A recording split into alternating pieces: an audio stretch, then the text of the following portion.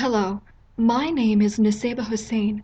Today I'll be presenting on the paper by Roy et al. 1999 entitled Combined Visual and Quantitative Techniques in the Study of Natural Turbulent Flows. First of all, let's discuss some background information. Turbulence is an important component of fluvial processes such as in sediment transport and the mixing of contaminants. Turbulent flows are characterized by interactions between different flow structures such as ejections and sweeps, and the fluctuations from the mean in the streamwise, vertical, and lateral velocity components. How do we know about turbulence? Through flow visualization, which is made possible by the injection of dyes and tracer particles. Ejection and sweeps are two different turbulent flow structures. A positive fluctuation from the mean in the streamwise direction, combined with a motion towards the bed, results in a sweep event. This corresponds to quadrant 2 in quadrant analyses.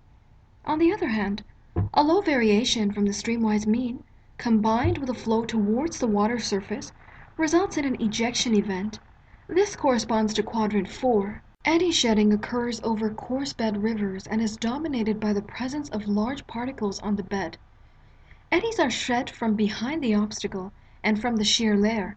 On the lee side of the obstacle, there's a flow separation zone which occurs downstream. The presence of large particles create vortices around the obstacle. Much research has been done on turbulent flow structures. However, many difficulties arose, such as difficulties in quantitatively measuring, identifying, discriminating, and setting quantitative thresholds for different flow structures, such as ejections and sweeps. Also, most previous studies were in the laboratory. However, recent technology and numerical simulations have made this research much easier. Therefore, Roy et al. 1999 aimed to improve on turbulent flow research. Roy et al. 1999's research has three main objectives. Number 1, to use visualization techniques in natural rivers. Number 2, combine images with high-frequency velocity measurements. And number 3, do this for different natural settings, such as a river confluence, in which a natural mixing layer of different turbidities exists, and a gravel bed river, in which a complex environment is created due to protruding clasts and pebble clusters which interfere with flow. Two different experiments were conducted at two different study sites. The first was the Bayonne-Berthier River's confluence. The second was conducted at the Nicolet River straight gravel bed section.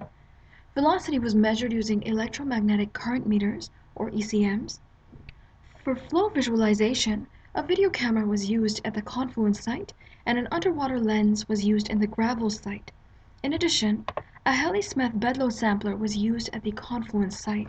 The Bayonne-Berthier River's confluence is located 90 kilometers northeast of Montreal and is comprised of a natural mixing layer of different turbidities. At this site, a special weighting rod was lowered from a bridge and was used to keep three ECMs at the same height, but spaced apart laterally by 80 centimeters. Measurements were taken at two sides, to the left and the right of the mixing layer. Video images were taken from the bridge, and a Halley-Smith bedload sampler was lowered into the bed. The second study site, Nicolet River, was located 150 kilometers east of Montreal and consisted of protruding clasts and pebble clusters which interfered with the flow. At this site, ECMs were mounted on a weighting rod which was located 45 centimeters downstream from a pebble cluster. ECMs were mounted at three different heights above the bed. To see turbulent flow structures, a milky white dye was injected at a constant discharge using a peristaltic pump. Also, an underwater lens was used to take images above the cluster. Now we'll discuss the results for the first experiment. Figure 1 shows a series of images which show how the streamwise velocity responds to the passage of an eddy at the edge of the shear layer. Initially, when the probe is in clear water from Berthier, the streamwise velocity slightly fluctuates about the mean, shown here in Figure 1b. As a passage of turbid water from Bayonne is detected by the probe, an increase in streamwise velocity occurs and is followed by a sharp decrease in velocity at the back of the structure. This occurs due to an eddy moving in a counterclockwise direction, which delineates the patch of the turbid fluid. Finally, the sequence ends with a quiet period when the probe is in clear water from Berthier again. When another vortex approaches, the sequence starts all over again. Figures 2a and 2b show a 3-minute long streamwise and vertical velocity time series, while figure 2c shows the corresponding Reynolds shear stress. It is shown here that very high instantaneous Reynolds shear stresses corresponds to periods of concomitant negative streamwise and positive vertical velocities. Table 1 shows the bedload transport rates and velocity measurements. Bedload transport rates are always higher at position L, which is located to the left of the mixing layer. This is because position L exhibits a lower streamwise velocity, a higher vertical velocity, and higher instantaneous Reynolds shear stresses.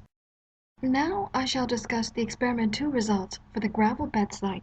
In figure 4b, position number 1, a pocket of fluid is shown detaching itself from the top of the obstacle and making an angle of 15 degrees with the bed.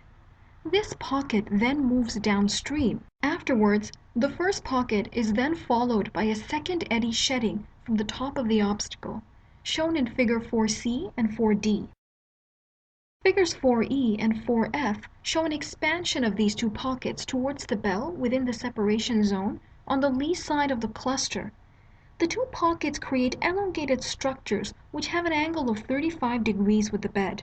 These two pockets represent a wedge of fast-moving fluid that moves towards the bed, analogous to a sweep. Afterwards, at position 3 upstream of the cluster, a new pocket of fluid forms. Eddy shedding can also result in an ejection, in which an eddy moves towards the water surface from the top of the obstacle, with no extension towards the bed. This is associated with a wedge of slower-moving fluid, as shown in figure 5. Table 2 summarizes the velocity sequences which were discussed for figures 4 and 5. For figure 4, eddy shedding created a wedge of fast-moving fluid which moved towards the bed. This was characterized by negative vertical velocities and high streamwise velocities. On the other hand, in figure 5, eddy shedding created a wedge of slow-moving fluid which moved towards the bed. This was characterized by low streamwise velocities. Let us now briefly discuss the findings of experiment 1. Eddies create high Reynolds stresses through large fluctuations in vertical velocities. These eddies are responsible for high bedload transports, which correspond to low streamwise velocities, high instantaneous vertical velocities, and high shear stresses. Let us also briefly summarize the findings of experiment 2. This study showed that eddy shedding is an important mechanism for the momentum exchange between fluids of different speeds which form around a cluster, in particular between the interaction of faster moving fluid, which forms from the top of an obstacle, and the slower moving and recirculating fluid which is found downstream of the lee side of the cluster where the separation zone exists. In conclusion, this study achieved to combine turbulent flow visualization techniques with quantitative measurements to elucidate how velocity fluctuations and eddies interact. This study also has implications for future research, which can link turbulence with sediment transport in river confluences.